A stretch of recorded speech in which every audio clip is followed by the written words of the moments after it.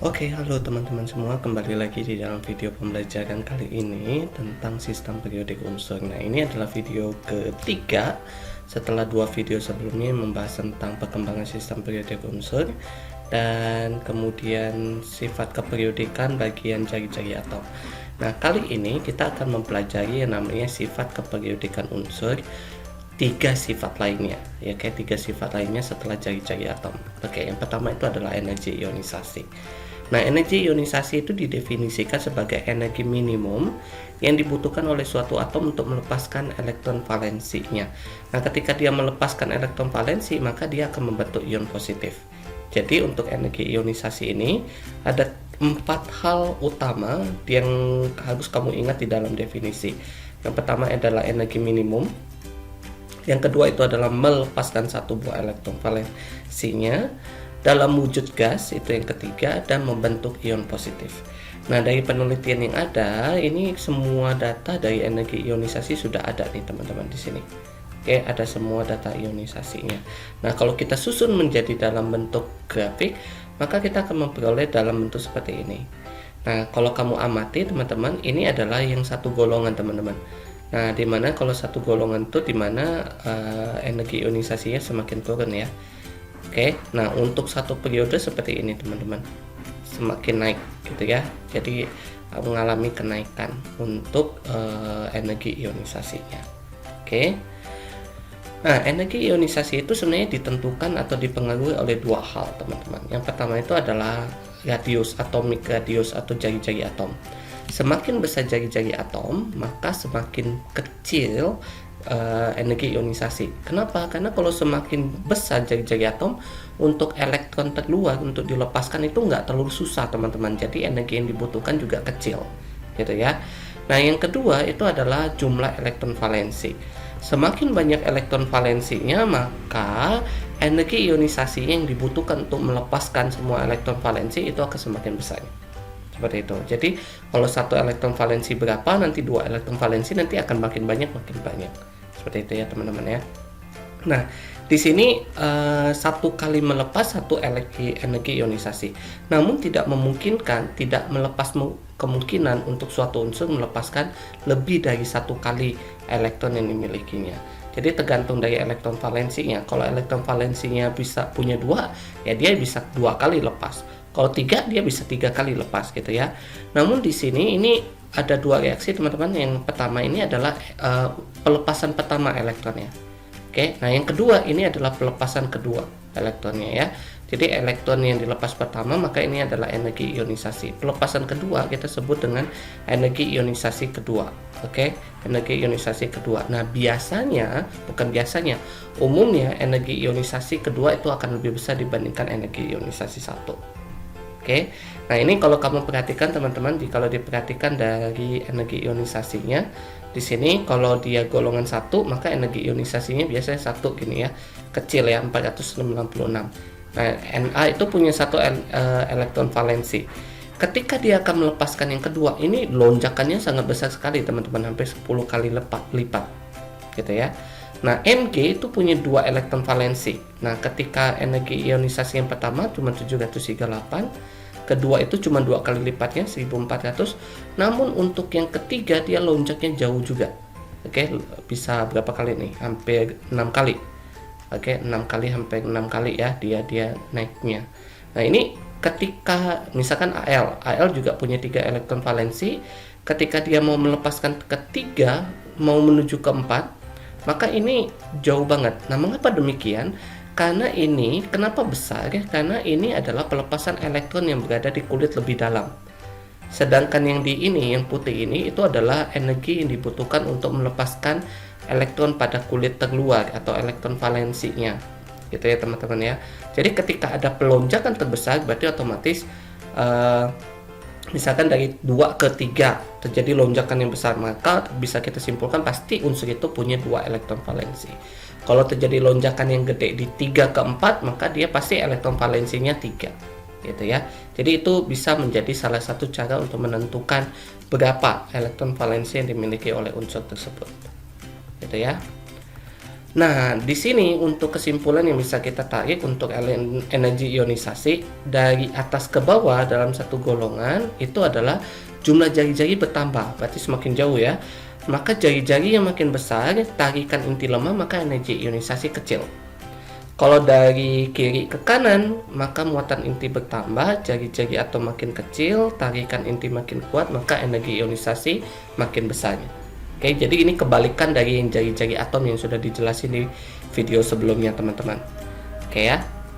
Berikutnya ini adalah afinitas elektron. Kalau afinitas elektron itu adalah kalau energi ionisasi tadi itu dilepas, kalau ini adalah energi yang dihasilkan oleh suatu atom apabila suatu atom menerima elektron valensi dari atom lain sehingga membentuk ion negatif. Jadi ini kayak kebalikan dari energi ionisasi ya, teman-teman ya. Kalau energi ionisasi membentuk ion positif, kalau ini ion negatif. Kalau energi ionisasi melepas elektron, kalau ini mengikat atau menerima atau ya mengikat elektron, gitu ya teman-teman ya. Nah, tipe dari energi ionisasi dibagi menjadi dua, teman-teman. Ada energi ionisasi yang bernilai positif, ada juga energi ionisasi yang bernilai negatif. Nah, maksudnya apa? Kalau energi ionisasi yang bernilai positif itu artinya ketika dia menerima elektron, dia akan menyerap energi. Oke, ketika dia menerima elektron, dia harus menyerap energi. Tetapi kalau dia itu negatif, artinya ketika dia menerima elektron, dia akan melepaskan energi. Gitu, teman-teman ya. Nah, ini kalau kita lihat, nah ini contohnya teman-teman. Jadi di sini ada yang lebih besar daripada 0, berarti otomatis nilainya positif. Artinya kalau Be dan Mg ini menerima energi, dia akan apa? Membutuhkan energi. Sedangkan yang negatif ini artinya ketika dia melepaskan atau menerima elektron, maka dia akan melepaskan energi sebanyak dengan angka yang tercantum di situ. Jadi negatif itu menyatakan energi yang dilepaskan gitu ya. Nah, for example, jadi di sini energi ionisasi dari oksigen maka minus 141, ketika dia menerima satu elektron, dia akan melepaskan 141 kJ per mol. Seperti itu.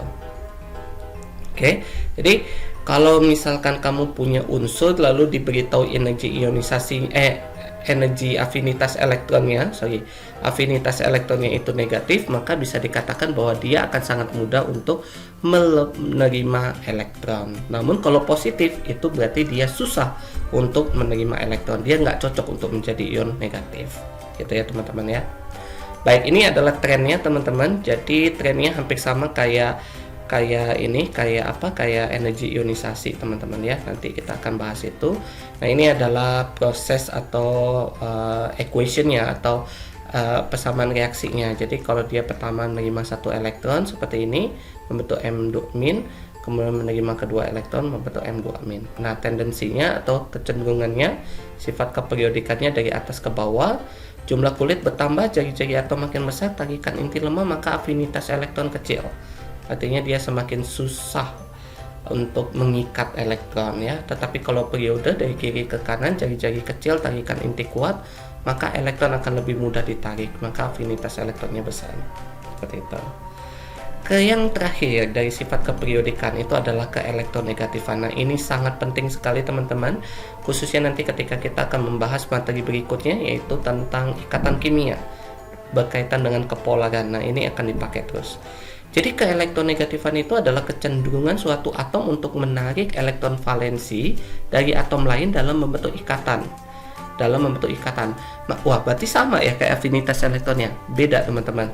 Kalau afinitas elektron itu dia itu sendiri ya teman-teman ya. Jadi atomnya berdiri sendiri. Kalau ke elektronegatifan itu dia dalam ikatan kimia teman-teman. Jadi ketika dia berikatan kimia, elektron yang digunakan untuk ikatan kimia tuh kayak ditarik kemana lebih kuat. Oke ya, misalkan kalau saya punya contoh ya, saya misalkan punya HCl misalkan. Nah, sini saya punya H, saya punya Cl, di sini ada elektron yang digunakan untuk berikatan. Nah, elektronegativitas itu menyatakan seberapa kuat suatu unsur untuk menarik dua elektron ini.